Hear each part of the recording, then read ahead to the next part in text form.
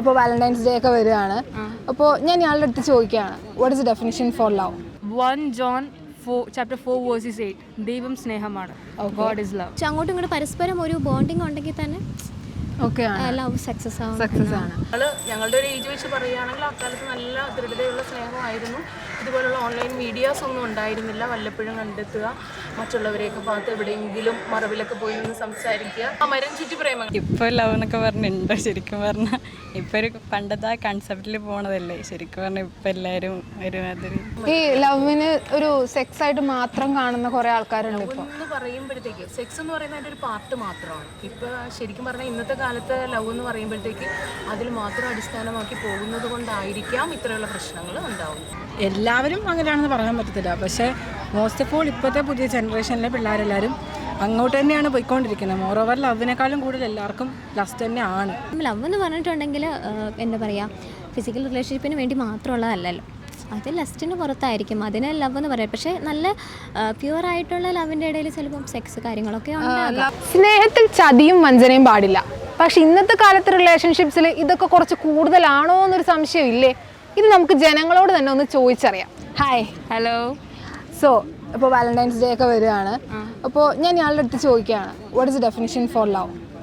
എന്താണ് ഇയാളുടെ വ്യൂ പോയിന്റിൽ ഒരു ഡെഫിനിഷൻ കൊടുക്കാൻ പറഞ്ഞാൽ ലവിന് കൊടുക്കാൻ പറ്റുന്ന ഒരു ഡെഫിനിഷൻ? ഞാൻ ആക്ച്വലി ഒരു റിലീജിയസ് ബേസ്ഡ് ഫാമിലിയാണ്. അപ്പോൾ ലൈക്ക് ബൈബിളിലൊക്കെ വായിച്ച് അങ്ങനെ വന്നപ്പോൾ ഇപ്പോൾ എന്നോടൊരാൾ പെട്ടെന്ന് ചോദിക്കുകയാണ് വാട്ട് ഇസ് ലവ് എന്ന് പറഞ്ഞാൽ 1 John 4:8 ദൈവം സ്നേഹമാണ്. So I will say that's the definition for God. Sorry, love. God is love. Love എന്ന് പറഞ്ഞാൽ ഒരു സ്നേഹത്തിൽ എനിക്ക് മനസ്സിലാക്കിയെടുത്തോളം ഇപ്പം എല്ലാവരുടെയും സിൻസിയറായിട്ടുള്ള റിലേഷൻഷിപ്പാണെന്നൊന്നും തോന്നത്തില്ല. പലരും പല ആവശ്യങ്ങൾ നേടിയെടുക്കാനും നടത്താക്കാനൊക്കെ പല റിലേഷൻഷിപ്പും അങ്ങനെ തന്നെയാണ്. അപ്പം എൻ്റെ പോയിൻ്റ് ഓഫ് വ്യൂ ലവ് എന്ന് പറയുന്നത്, അതായത് പരസ്പരം എന്താ പറയുക, ശരിക്കും പറഞ്ഞാൽ പരസ്പരം അങ്ങോട്ടും ഇങ്ങോട്ടും മനസ്സിലാക്കി ഒന്ന് താന്നു കൊടുക്കാനൊരു ഒരു മനസ്സുണ്ടെങ്കിൽ തന്നെ ഏത് റിലേഷൻഷിപ്പാണെങ്കിലും എത്ര കാലം വേണേലും മുന്നോട്ട് പോകുന്നതാണ് എൻ്റെ അഭിപ്രായം. അതായത് പരസ്പരം അങ്ങോട്ടേക്ക് സഹിക്കാനും ക്ഷമിക്കാനും ഒരു ഇത് വേണമെന്നാണ് എൻ്റെ ഇതിൽ. അങ്ങനെ ഉണ്ടെങ്കിൽ തന്നെ പരസ്പരം അങ്ങോട്ടും ഇങ്ങോട്ടും മനസ്സിലാക്കി അണ്ടർസ്റ്റാൻഡ് ചെയ്ത് ഒരാളെ തടഞ്ഞു നിർത്താനോ, അതായത് ഒരിക്കലും അങ്ങോട്ടും ഇങ്ങോട്ടും നോ വരുമ്പോഴാണ് ഏറ്റവും കൂടുതൽ, അതേപോലെ തന്നെ റെസ്ട്രിക്ഷൻസ് ഒക്കെ വെക്കുമ്പോഴാണ് ഏറ്റവും കൂടുതൽ ഇത് വരുന്നത്. അപ്പം എൻ്റെ പോയിൻ്റ് ഓഫ് വ്യൂ എന്ന് പറഞ്ഞാൽ പരസ്പരം സഹിച്ചും ക്ഷമിച്ചും അങ്ങോട്ടും ഇങ്ങോട്ടും പരസ്പരം ഒരു ബോണ്ടിങ് ഉണ്ടെങ്കിൽ തന്നെ ലവ് സക്സസ് ആണ്. ഡെഫിനിഷൻസ് ഫോർ ലവ് ഇപ്പോൾ ലവ് എന്നൊക്കെ പറഞ്ഞിട്ടുണ്ടോ? ശരിക്കും പറഞ്ഞാൽ ഇപ്പോൾ ഒരു പണ്ടത്തെ ആ കൺസെപ്റ്റിൽ പോണതല്ലേ ശരിക്കും പറഞ്ഞാൽ. ഇപ്പം എല്ലാവരും ഒരുമാതിരി ലവ് അല്ല ഇപ്പോൾ ഉള്ളത്. അല്ല. ഓക്കെ. അപ്പോൾ അങ്ങനെയാണെങ്കിൽ ഇപ്പം നമ്മുടെ സൊസൈറ്റിയിൽ ഇപ്പോൾ ഈ ലവിന് വെറുതെ ഒരു സെക്സിനൊക്കെ വേണ്ടിയിട്ടുള്ള കണ്ടന്റാക്കി മാത്രം കാണുന്ന കുറേ ആൾക്കാരുണ്ട് ഇല്ലേ? അതിനോട് എന്താണ് ഇയാളൊരു കാഴ്ചപ്പാട്? അതൊക്കെ ഓരോരുത്തരുടെ പെർസ്പെക്റ്റീവ് അല്ലേ, അവരവർ ഇഷ്ടമുള്ള നമുക്ക് ഇഷ്ടമുള്ള. സ്നേഹം എന്ന് പറയുമ്പോഴത്തേക്ക് സ്നേഹം, ലവ്, അഫെക്ഷൻ ഇങ്ങനെ പല പേരിൽ വിളിക്കുമെങ്കിലും ഞങ്ങളിപ്പോഴേക്കും ഒരു ടീനേജിൻ്റെ കണക്കിൽ നോക്കുകയാണെങ്കിൽ ആ സമയത്തുള്ളൊരു സ്നേഹത്തിനാണ് ഈ വാലന്റൈൻസ് ഡേയുമായിട്ട് ബന്ധപ്പെട്ട് പ്രാധാന്യം. ഞങ്ങളൊക്കെ ആ ഒരു ഏജ് കഴിഞ്ഞ് ഇപ്പോൾ ഒരു മധ്യപ്രായത്തിലേക്കൊക്കെ എത്തി, ഞങ്ങളുടെ കുട്ടികൾ ആ ടീനേജിലേക്ക് എത്തിയ ഒരു സമയമാണ്. പക്ഷെ ഞങ്ങൾക്ക് ടീനേജിലായിരുന്ന സമയത്തുണ്ടായിരുന്ന ആ ഒരു സ്നേഹം, അപ്പം അന്നൊന്നും വാലന്റൈൻസ് ഡേ ഒന്നും ആഘോഷിച്ചിരുന്നില്ല, പക്ഷെ അന്നുണ്ടായിരുന്ന ആ സ്നേഹത്തിൻ്റെ ആ ഒരു സ്ട്രെങ്തും ദൃഢതയൊക്കെ ഇപ്പോൾ ഉണ്ടോയെന്ന് സംശയമാണ്. അപ്പോൾ ഞങ്ങൾ തന്നെ ഇപ്പോൾ ഞങ്ങളുടെ മക്കളൊക്കെ അത്രയും ആ ഒരു ഏജിലൊക്കെ ആയപ്പോഴേക്കും അവർക്ക് കൂടുതൽ സ്വാതന്ത്ര്യമുണ്ട്. പക്ഷേ ആ സ്വാതന്ത്ര്യം കൃത്യമായിട്ടാണോ വിനിയോഗിക്കുന്നത് അല്ല എന്നുള്ളൊരു രീതിയിലൊക്കെ മാതാപിതാക്കൾ എന്ന രീതിയിൽ ഞങ്ങൾ ശങ്കിക്കുന്ന ഒരു സമയമാണിത്. സ്നേഹത്തിൻ്റെ പല രീതിയിലാകാം.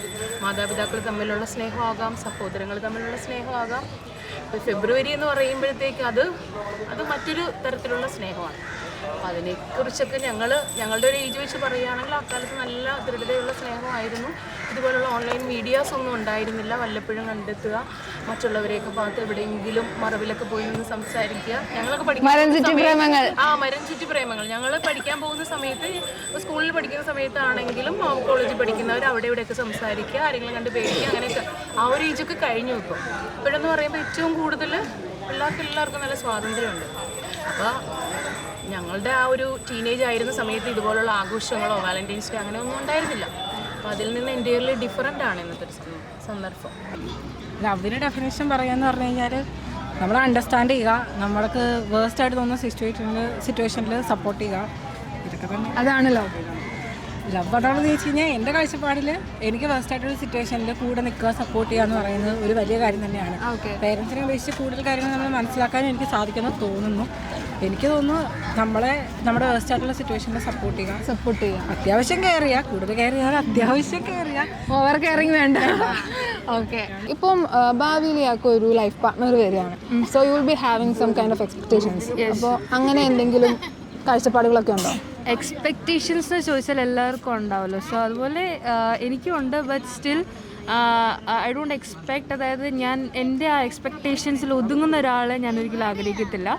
ഒരുപാട് എക്സ്പെക്റ്റേഷൻസ് ഉണ്ട്. ലൈക്ക് ഫോർ എക്സാമ്പിൾ കോമൺ ആയിട്ടൊരു എക്സ്പെക്റ്റേഷൻസ് മനസ്സിലാക്കണം, കൂടെ ഉണ്ടായിരിക്കണം, അതൊക്കെയുണ്ട്. ബട്ട് സ്റ്റിൽ ഒരുപാട് എക്സ്പെക്റ്റേഷൻസ് വെക്കുന്നത് നല്ലതല്ല. കാരണം നമുക്ക് എക്സ്പെക്റ്റ് ചെയ്യാൻ ചിലപ്പോൾ നമ്മൾ എക്സ്പെക്റ്റ് ചെയ്യുന്നത് ഒരു എന്താ പറയുക വെൽ ബിൽഡ് ആയിട്ടുള്ളൊരു ആളെ ആയിരിക്കും. ബട്ട് നമുക്ക് ചിലപ്പോൾ കിട്ടാൻ പോകുന്നത് വേറൊരാളായിരിക്കും. ലൈക്ക് കൈൻഡ് ഓഫ് ഇത്രയൊക്കെ വണ്ണമൊക്കെ നമ്മൾ എക്സ്പെക്ട് ചെയ്യുന്ന പോലെ കിട്ടണം എന്നില്ല, നിർബന്ധമില്ല. സോ പക്ഷെ കുഞ്ഞു എക്സ്പെക്റ്റേഷൻസ് ആകാം.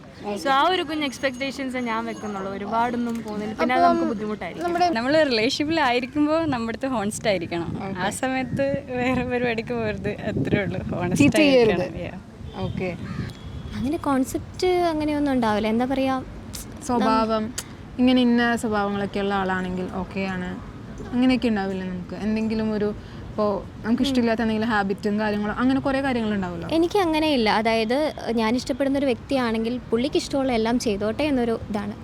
മീൻസ് ഓരോരുത്തരുടെ അവകാശമാണ്. ഇപ്പോൾ കുടിക്കണം തോന്നിയാൽ അത് അവരുടെ ഇഷ്ടമാണ്, സ്മോക്ക് ചെയ്യണം തോന്നിയാൽ അത് അവരുടെ ഇഷ്ടമാണ്. അപ്പം അങ്ങനെ പുള്ളിക്ക് ഇഷ്ടമുള്ള രീതി, മീൻസ് അങ്ങനെ ഒന്നിനും റെസ്ട്രിക്ഷൻസ് ഒന്നും വയ്ക്കത്തില്ല. മീൻസ് എങ്ങനെയുള്ള ആളായാലും കുഴപ്പമില്ല. മീൻസ് സിൻസിയർ ആയിട്ടുള്ള സ്നേഹം കിട്ടും, അത്രയേ ഉള്ളൂ. ചീറ്റ് ചെയ്യരുത്, ചീറ്റിംഗ് ഉണ്ടാവരുത്. സ്നേഹം എന്ന് പറയുന്ന സാധനം ഇല്ലാതെ ലവ് മാറി അതൊരു ലസ്റ്റിന് വേണ്ടി മാത്രമുള്ള കാര്യമായിട്ട് തോന്നുന്നു. പലരുടെ കാഴ്ചപ്പാടിൽ ആ സ്നേഹത്തിന് പല നിർവചനങ്ങൾ കൊടുക്കുന്നേ ഉള്ളൂ. സ്നേഹം എപ്പോഴും നല്ലതാണ്, എല്ലാവരോടും സ്നേഹത്തോടെ നിൽക്കുക, ആ സ്നേഹം നല്ലതാണ്. ആ സ്നേഹത്തിന്റെ ഒരു രീതി മാറുമ്പോഴാണ് അവിടെ പ്രശ്നങ്ങളിലേക്ക്. ഈ ലവിന് ഒരു സെക്സ് ആയിട്ട് മാത്രം കാണുന്ന കുറെ ആൾക്കാരുണ്ട്. ഇപ്പോൾ എന്ന് പറയുമ്പോഴത്തേക്ക് സെക്സ് എന്ന് പറയുന്നത് അതിൻ്റെ ഒരു പാർട്ട് മാത്രമാണ്. ഇപ്പൊ ശരിക്കും പറഞ്ഞാൽ ഇന്നത്തെ കാലത്ത് ലവ് എന്ന് പറയുമ്പോഴത്തേക്ക് അതിൽ മാത്രം അടിസ്ഥാനമാക്കി പോകുന്നത് കൊണ്ടായിരിക്കാം ഇത്രയുള്ള പ്രശ്നങ്ങൾ ഉണ്ടാവുന്നത്. എന്റെ ഒരു കാഴ്ചപ്പാട്. സെക്സിന് ലവിൽ ഇത്രമാത്രം ഇമ്പോർട്ടൻസ് ഉണ്ടോ? അതൊരു പാർട്ടാണ്, അതുണ്ടല്ലോ, അത് വേണമല്ലോ, അത് വേണം, അത് ഇതിന്റെ പാർട്ടാണ്, അത് വേണം, അതില്ലാതെ ഒന്നുമില്ല. പക്ഷെ അത് മാത്രമല്ല, അതിലേക്ക് ചുരുങ്ങരുത്. എല്ലാവരും അങ്ങനെയാണെന്ന് പറയാൻ പറ്റത്തില്ല. പക്ഷേ മോസ്റ്റ് ഓഫ് ഓൾ ഇപ്പോഴത്തെ പുതിയ ജനറേഷനിലെ പിള്ളേരെല്ലാവരും അങ്ങോട്ട് തന്നെയാണ് പോയിക്കൊണ്ടിരിക്കുന്നത്. മോറോവർ ലവിനേക്കാളും കൂടുതൽ എല്ലാവർക്കും ലസ്റ്റ് തന്നെയാണ് എൻ്റെ ഒരു കാഴ്ചപ്പാട്. എനിക്ക് ആ കാഴ്ചപ്പാടിനോട് തീരെ താല്പര്യമുള്ള ഒരാളല്ല. അപ്പോൾ ഇത് എന്താ പറയുക, ഇപ്പോൾ ഈ സെക്സ് എന്നൊക്കെ പറയുന്നത് ഒരു റിലേഷൻഷിപ്പിലാവുന്ന സമയത്ത്, അത് മാരേജിന് മുമ്പാണെങ്കിൽ പോലും ഒരു റിലേഷൻഷിപ്പിലാവുന്ന ടൈമിൽ സെക്സ് അത്ര ഇമ്പോർട്ടൻ്റ് ആയിട്ടുള്ളൊരു കാര്യമാണോ? സെക്സ് ആണോ ഏറ്റവും ഇമ്പോർട്ടൻ്റ് ആയിട്ടുള്ളൊരു കാര്യം? അല്ല, ഏറ്റവും ഇമ്പോർട്ടൻ്റ് ആയിട്ടുള്ള കാര്യം എന്ന് വെച്ച് കഴിഞ്ഞാൽ അല്ല. സെക്സിന് ഇമ്പോർട്ടൻ്റ് ആണോ? ഇല്ല. ഇമ്പോർട്ടൻ്റ് ആണോ എന്ന് ചോദിച്ചാൽ ആണ്. മാരേജിന് മുമ്പ് ഇമ്പോർട്ടൻ്റ്, അതൊക്കെ പലരുടെയും കാഴ്ചപ്പാടില്ലേ. ഓക്കെ. നമുക്ക് പറയാനുള്ളതെന്ന് വെച്ച് കഴിഞ്ഞാൽ സ്നേഹമാണ് എല്ലാത്തിനും മെയിനായിട്ടുള്ള അടിസ്ഥാനം. അപ്പം അതിൽ സെക്സ് ഭാഗമാണ്, വെറും ഒരു ഘടകം മാത്രമാണ്. അല്ലാണ്ട് സെക്സ് ആണ് ഏറ്റവും അൾട്ടിമേറ്റ് കാര്യം എന്ന് പറയാൻ പറ്റില്ല. ഓക്കെ. ലവ് എന്ന് പറഞ്ഞിട്ടുണ്ടെങ്കിൽ എന്താ പറയുക, ഫിസിക്കൽ റിലേഷൻഷിപ്പിന് വേണ്ടി മാത്രമുള്ളതല്ലല്ലോ, അത് ലസ്റ്റിന് പുറത്തായിരിക്കും. അതിന് ലവ് എന്ന് പറയാം. പക്ഷേ നല്ല പ്യുവറായിട്ടുള്ള ലവിൻ്റെ ഇടയിൽ ചിലപ്പം സെക്സ് കാര്യങ്ങളൊക്കെ ഉണ്ട്. ലവിൽ സെക്സ് ഇമ്പോർട്ടൻ്റ് ആയിട്ടുള്ളൊരു കാര്യമാണോ? എനിക്കറിയത്തില്ല, ഓരോരുത്തരുടെ ഇഷ്ടത്തിനനുസരിച്ചായിരിക്കാം. എന്താണ് ഇയാളൊരു പോയിന്റ് ഓഫ് വ്യൂവിൽ എന്താ തോന്നുന്നത്? എനിക്ക് തോന്നുന്നില്ല. കാരണം ഞാൻ വിശ്വസിക്കുന്ന, അതായത് ഒരു റിലീജിയസ് പരമായിട്ട് കുറച്ച് മീൻസ് ഒരു മാരേജിനൊക്കെ ശേഷം ഒരു പ്യുവർ ഫോം ഓഫ് ലവ് മാരേജിന് ശേഷം അത് എക്കാലവും നിലനിൽക്കും. കാരണം അതിൽ പറയാൻ കാരണം എന്താണെന്ന് വെച്ചിട്ടുണ്ടെങ്കിൽ, ഇപ്പോൾ നമ്മൾ റിലേഷൻഷിപ്പിലായിരിക്കുന്ന ഒരു സമയത്ത് പെട്ടെന്ന് എന്താ പറയുക, അത് ബ്രേക്കായിട്ട് വന്ന് വേറൊരു കല്യാണം കഴിക്കേണ്ടി വരുന്ന അവസ്ഥ വരാം. അപ്പോൾ നമ്മൾ എന്താ പറയുക, ചിന്തിക്കും. അതായത് എല്ലാവരും ഇപ്പം ഞാനിപ്പോൾ വേറെ എൻ്റെ റിലേഷൻഷിപ്പ് ബ്രേക്കായി വേറൊരാളെ കല്യാണം കഴിക്കുകയെന്ന് വിചാരിക്കുക. ഇപ്പം ഓപ്പോസിറ്റുള്ള ആൾ വേറൊരു കല്യാണം കഴിക്കുക എന്ന് വിചാരിക്കുക. അപ്പം ഉള്ളിലൊരു കുറ്റബോധം ഉണ്ടാവുകയില്ല. ഒരു ഉള്ളിലൊരു കുറ്റബോധം ഉണ്ടാവില്ല. ഓക്കെ, ഞാൻ ഇനി സ്നേഹിക്കുന്ന അല്ല ഞാൻ ഇനി സ്നേഹിക്കുന്ന ആളെ പ്യുവർ, ഈ ഒരു ക്വാളിറ്റിയേക്കാൾ കൂടുതൽ ക്വാളിറ്റി എനിക്ക് സ്നേഹിക്കാം. അതായത് നമുക്ക് എന്താ പറയുക, നമുക്ക് സെൽഫിൽ നമുക്കൊരു സെൽഫ് ലവ് ഉണ്ടല്ലോ. അപ്പം നമുക്കതിൽ, അതായത് നമ്മളങ്ങനെ അത്ര പ്യുവറാണ് നമ്മുടെ ഉള്ളിൽ ഉള്ള കാരണം നമുക്ക് ആ ആളെക്കാളും ചിലപ്പോൾ ഒരുപടി കൂടുതൽ മറ്റേ ആളെ സ്നേഹിക്കാൻ ചിലപ്പോൾ പറ്റുമായിരിക്കും. ഇന്നത്തെ കാലത്ത് ഇപ്പോൾ റിലേഷൻഷിപ്പ് ആവുക, ബ്രേക്കപ്പ് ആവുക ഭയങ്കര കോമൺ ആയി മാറിക്കൊണ്ടിരിക്കുക. സോ ഈ അങ്ങനെയുള്ളതിനോട് എന്താണ് ഒരു പറയാനുള്ളത്? അതിനോട് എന്താ കാഴ്ചപ്പാട് തോന്നുന്നത്? റിലേഷൻഷിപ്സ് എനിക്കങ്ങനെ എക്സ്പീരിയൻസ് ഒന്നും ഇല്ല. പക്ഷെ എൻ്റെ ചുറ്റും കൂട്ടുകാരുടെയും പിന്നെ അങ്ങനത്തെ കാണുമ്പോൾ ഞാൻ മനസ്സിലാക്കിയെടുത്തോളം എല്ലാത്തിനും ഒരു ടൈമുണ്ട്. സോ റിലേഷൻഷിപ്പിലാവാൻ ഒരു സമയം വരുമ്പോൾ നമ്മൾ ഫ്രീ ആയിരിക്കുമല്ലോ, ആ സമയത്ത് ഇത് ചെയ്യുന്നത് ഒരു നല്ലതായിരിക്കും. പിന്നെ ഇതൊരിക്കലും ഒരു ടൈം പാസിനായിട്ട് എടുക്കരുത്. ഇപ്പം നമുക്കൊരാളെ ഇഷ്ടപ്പെട്ടാൽ ആ ആൾ ലൈഫ് ലോങ് നമ്മുടെ കൂടെ നിൽക്കുമോ എന്ന് ഉറപ്പ് വരുത്തിയിട്ട് വേണം ആ ആളെ ആ രീതിയിൽ സ്നേഹിക്കാൻ തുടങ്ങാൻ. എന്നിട്ട് മാത്രമേ മുമ്പിലോട്ട് പോകാവൂ. അല്ലെങ്കിൽ ഒരിക്കലും ഒരു റിലേഷൻഷിപ്പ് കയറിയാൽ അത് സീരിയസ് ആയിട്ട് എടുക്കുകയും ചെയ്യണം. അത് ലൈഫ് ലോങ് നിലനിർത്താൻ നമ്മൾ ശ്രമിക്കണം. അതേ ശ്രമം മറ്റാളുടെ ഉള്ളിൽ നിന്ന് ഉണ്ടോ എന്നും കൂടി ഉറപ്പ് വരുത്തണം. ഓക്കെ, ഒരു റിലേഷൻഷിപ്പ് ടോക്സിക് ആയിട്ട് മാറുന്നത് ഏത് പോയിന്റിലായിരിക്കും? നിങ്ങളുടെ ഒരു കാഴ്ചപ്പാട് ഏത് പോയിന്റിലായിരിക്കും ടോക്സിസിറ്റി ആയിട്ട് നിങ്ങൾക്ക് തോന്നുന്നു? ടോക്സിസിറ്റി തുടങ്ങുക എന്ന് വെച്ച് കഴിഞ്ഞാൽ ആദ്യമേ ഏതായാലും രണ്ടുപേരും അങ്ങോട്ടും ഇങ്ങോട്ടും വളം വെച്ച് കൊടുക്കുക. അല്ലാണ്ട് ഒരാൾക്ക് മാത്രം കുറ്റപ്പെടുത്താൻ പറ്റില്ല. ആദ്യമേ നമ്മളിപ്പോൾ ചെയ്യുന്നൊരു കാര്യം പിന്നീട് ടോക്സിക് ആണെന്ന് പിന്നീടാണ് നമുക്ക് മനസ്സിലാകുന്നത്. ആദ്യമേ ചെയ്യുന്നൊരു കാര്യം ഒരിക്കലും ടോക്സിക് ആണ് എന്ന് വിചാരിച്ച് നമ്മൾ ചെയ്യാറില്ല. അപ്പോൾ ആദ്യമേ നമ്മളിങ്ങനെ പതുക്കെ ടോക്സിസിറ്റി റിലേഷൻഷിപ്പ് തുടങ്ങുന്ന ടൈമിൽ നമുക്ക് ഭയങ്കര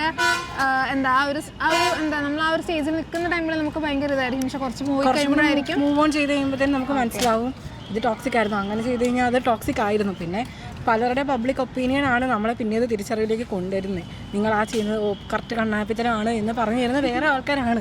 എന്താണ് ഈ കണ്ണാപ്പി, അതായത് അങ്ങനത്തെ ഒരു സംഭവം തോന്നുന്നത് എന്താണ് കാര്യം? തോന്നുന്നതെന്ന് പറഞ്ഞു കഴിഞ്ഞാൽ ഇപ്പം എല്ലാവർക്കും അവനവൻ്റെതായ ഫ്രീഡം ഉണ്ട്. സിറ്റുവേഷൻ പറഞ്ഞു കഴിഞ്ഞാൽ ഇപ്പോൾ എവിടെയെങ്കിലും പോവുക, നമ്മളപ്പോൾ തന്നെ നീ എവിടെയാണ് പോകുന്നത്, എന്താ പോകുന്നത്, എങ്ങോട്ടാണ് പോകുന്നത്, ആരുടെ കൂടെയാണ് പോകുന്നത്, നീ എന്തിനാ അവൻ്റെ കൂടെ പോകുന്നത്, നീ എന്തിനാ ഇവളുടെ കൂടെ പോകുന്നത്, അവളെ എനിക്ക് താല്പര്യമില്ല, ഇങ്ങനെയൊക്കെ പറയുന്നത് അത്യാവശ്യം ടോക്സിക്കാണ്.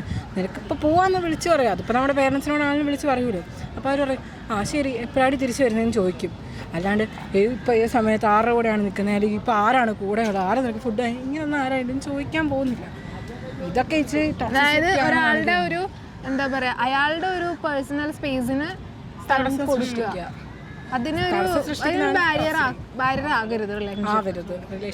അതായത് എനിക്ക് തോന്നുന്നു ആദ്യം പറഞ്ഞ പോലെ തന്നെ ഒരാളോട് മറ്റൊരാളോട് നോ പറയുന്ന അവസ്ഥയിലായിരിക്കാം. കാരണം എല്ലാവർക്കും തന്നെ അറിയാം നമ്മൾ ഫ്രീഡം ആഗ്രഹിക്കുന്നവരാണ്. അപ്പം നമ്മുടേതായ രീതിയിൽ നടക്കണം, ചെയ്യണം, ഓരോ കാര്യങ്ങൾ ചെയ്യണം എന്ന് ആഗ്രഹിക്കുന്നതാണ് ഓരോരുത്തരും. അപ്പം അതിൻ്റെ ഇടയിൽ നോ വരുന്ന എനിക്ക് തോന്നുന്നു അങ്ങനെയാണെന്ന് വരുന്നു. അതായത് റെസ്ട്രിക്ഷൻസ് വരുന്ന സമയത്തായിരിക്കാം ചിലപ്പം ആയിരിക്കാം, അതിൽ നിന്നായിരിക്കാം തുടക്കം. പക്ഷേ ഇപ്പോൾ നമ്മൾ പറയാറുണ്ട്, ഇപ്പോൾ ഓൾമോസ്റ്റ് എല്ലാ റിലേഷൻഷിപ്പിലും എന്തെങ്കിലുമൊക്കെ അങ്ങോട്ടും ഇങ്ങോട്ടും രണ്ടുപേരും കുറച്ചൊക്കെ അഡ്ജസ്റ്റ് ചെയ്യണം നമ്മൾ പറഞ്ഞ് കേൾക്കാറുണ്ട്. അപ്പോൾ അങ്ങനെയുള്ള സാഹചര്യങ്ങൾ അതൊരു ടോക്സിസിറ്റി ആണോ? സ്നേഹത്തിൽ ശരിക്കും പറഞ്ഞാൽ അഡ്ജസ്റ്റ്മെൻ്റ് എന്നൊരു കാര്യം വരരുത് എന്നാണ്. അതായത് അഡ്ജസ്റ്റ്മെൻ്റ് എന്ന് പറഞ്ഞാൽ സ്നേഹം എന്ന് പറഞ്ഞാൽ അഡ്ജസ്റ്റ്മെൻറ്റ് ചെയ്ത് നമ്മൾ വീട്ടിലാണെങ്കിലും അഡ്ജസ്റ്റ് ഇതിപ്പം നിൽക്കണമല്ലോ എന്ന് വിചാരിച്ചാൽ അഡ്ജസ്റ്റ്മെൻറ്റ് ഒരിക്കലും സ്നേഹത്തിൽ വരരുതെന്നാണ് എൻ്റെ ഒപ്പീനിയനിൽ. അങ്ങനെയാണ് അഡ്ജസ്റ്റ് ചെയ്ത് നിൽക്കേണ്ടതല്ല സ്നേഹം എന്ന് പറയുന്നത്. അത് കാരണം അത് എന്താ പറയുക, അഡ്ജസ്റ്റ്മെൻ്റ് അല്ല ശരിക്കും.